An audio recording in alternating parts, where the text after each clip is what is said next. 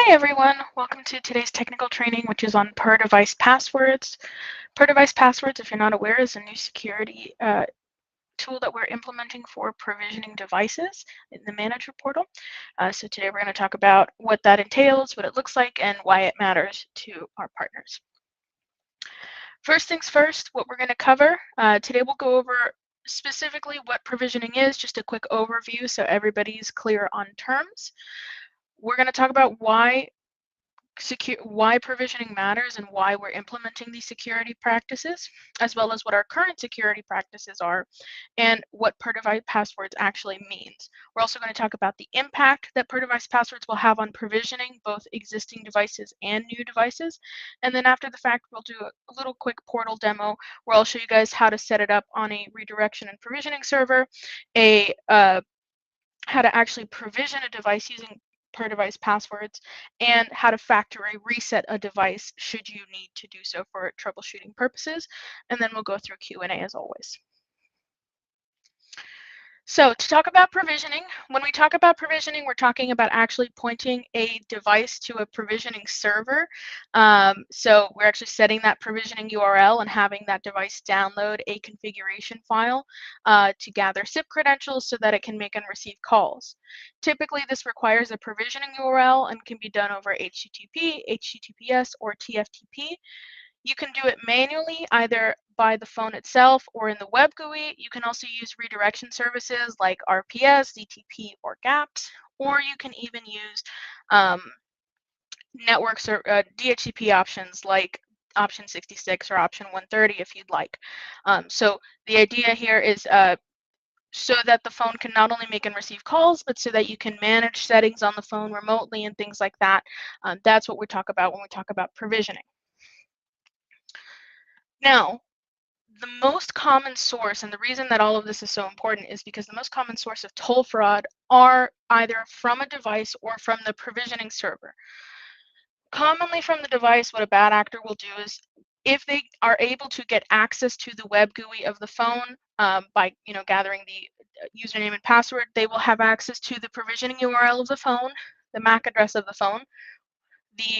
They will be able to export a config file, and on some devices that means they'll have access to the SIP credentials in plain text. And some devices even allow people to initiate phone calls from the web GUI. So if somebody is able to get into the phone, that means that they can do any number of things in order to be able to make fraudulent calls using the device. Additionally, you also have the endpoints module or the provisioning server, also known as NDP. That can be compromised if someone has admin credentials to be able to view configuration files. You can also, we also have bad actors who will brute force attacks. So they will make multiple HTTP or HTTPS requests to the provisioning URL, just testing random MAC addresses to see if they're able to get some kind of hit and have something downloaded for them. Once they download the configuration file, again, those will contain SIP credentials, so they'll be able to make fraudulent calls that way as well. So it's very, very important that when we are provisioning devices, we're practicing good security so that we don't potentially have issues with toll fraud or other kinds of fraud. Our current security practices, we have unique admin passwords. So when a device provisions, the admin password is automatically changed from the default. We don't display that password publicly anywhere. If a partner needs the password, they can contact support, but it is not listed or shown anywhere so that people cannot access it. Of course, it's pretty standard. You never want to have a default password set. We also implement SAFE, which actually will assigns a score to each IP address.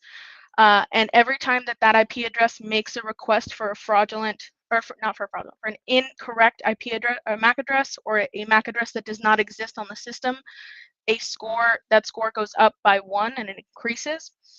Once that score has reached a certain amount, that IP address will automatically be blocked and any further requests will be denied until it is whitelisted or removed.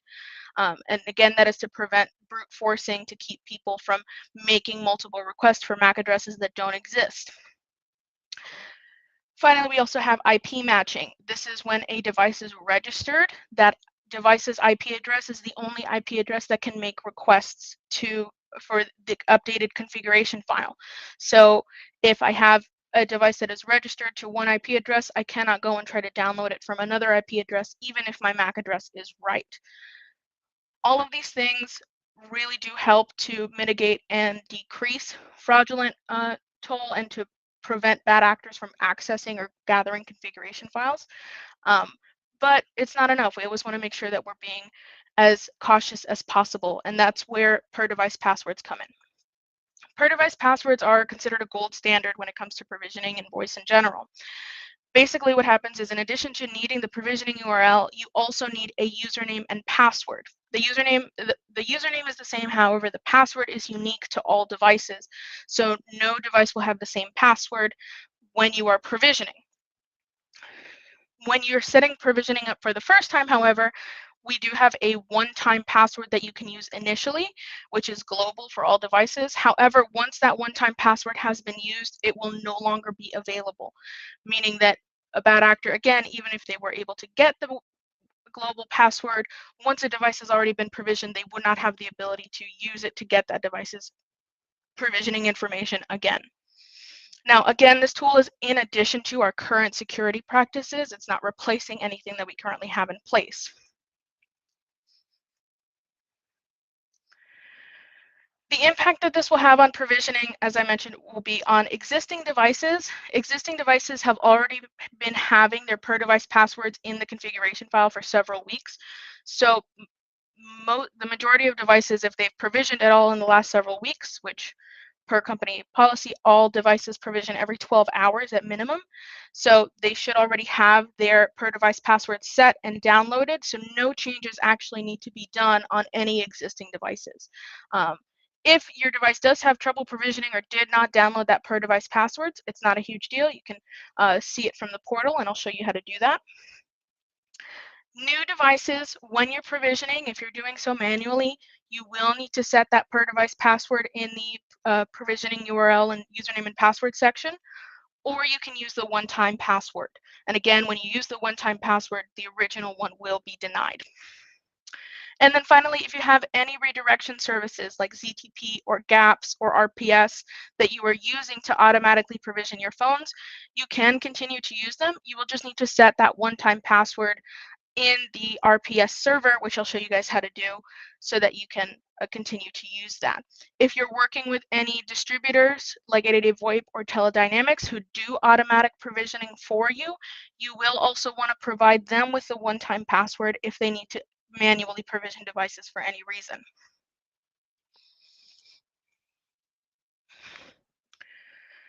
So now going into actually talking about how to set up these devices. So here in the manager portal, I have a device that I have already added for provisioning. This is T54W. Once it's been added into inventory, if I edit it and go to the advanced tab here, I will notice that one-time username and password have already been set. So again, I can use this to manually provision the device if I wanted to, if I do need to, come back and do that. But when it downloads it on the phone, it will appear, and you can also change it from here if you would like. To actually set a global one-time password on RPS server, I'll go ahead and go to my RPS server here. Now, I'm going to go ahead and create a new server, but if you wanted to modify a server, you could. You would just click on one of the existing ones. So I'll go ahead and click Add Server. I'll enter my server name and the server URL.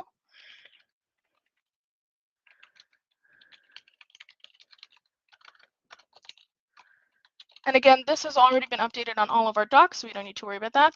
The username, again, is always going to be the same. It's going to be that PROV_admin.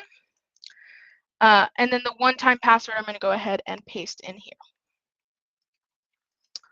Once I've done that, I'll go ahead and click Save, and that will automatically have created my device. I can, when I add devices to RPS,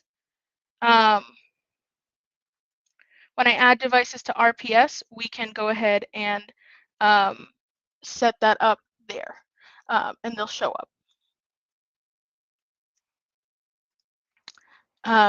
Now, once I've set my password, I've set my device here, we can go ahead and go to the Yealink we'll go ahead and go to my device, which I have here for registration, and I'm going to go ahead and auto provision it.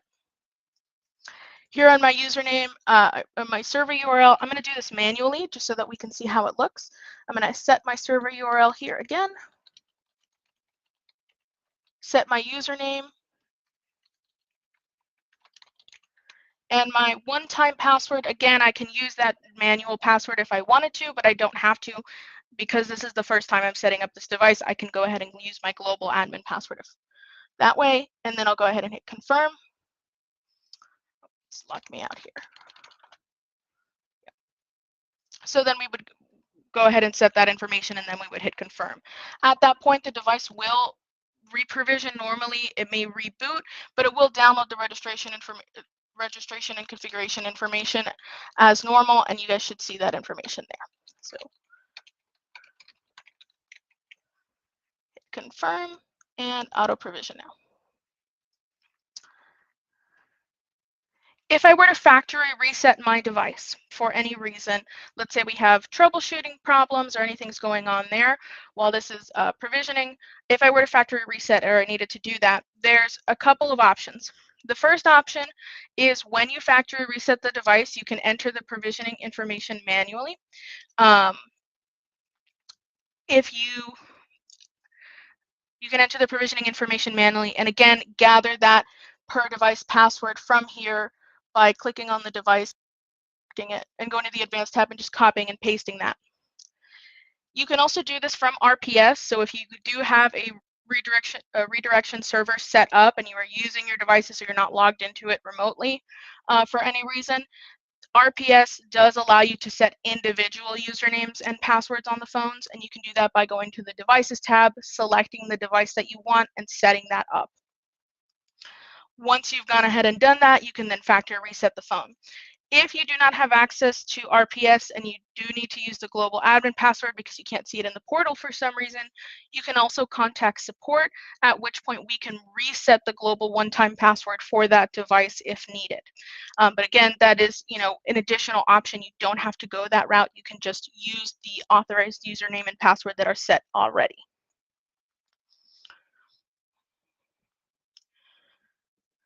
Okay, now that my device has come back, we can see I can log in using the default user or the provisioned username and password. If I go to my status or I check here under the registration information, I can see that my T54 is now online properly and registered as it provisioned.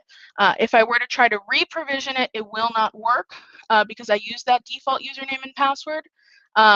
However, I can again use my individual per device password to re-provision if I needed to factory reset it a second time. I believe that is just about everything. In terms of when this will be going active, we do have a scheduled maintenance on Sunday at 4 a.m. to upgrade our platform to v42.2. After that maintenance window has occurred, that following Monday, May 8th, we will be implementing per device passwords. As I mentioned, all of your devices that are existing are already downloading it. So at this point, we will just be enforcing it. To request the global one-time password for your redirection servers, you can email support@oit.co. You can already go ahead and start putting it in. As you saw, I used the password here and it wasn't enforced yet, so you can already start putting it in. It will just require that you, on Monday, however, it will start enforcing. So any devices that do not have that per device or one-time password set will not be able to provision properly. So make sure that you guys have those one-time passwords and have your redirection servers configured by Monday so that it is enforced properly. Any questions, guys, or concerns?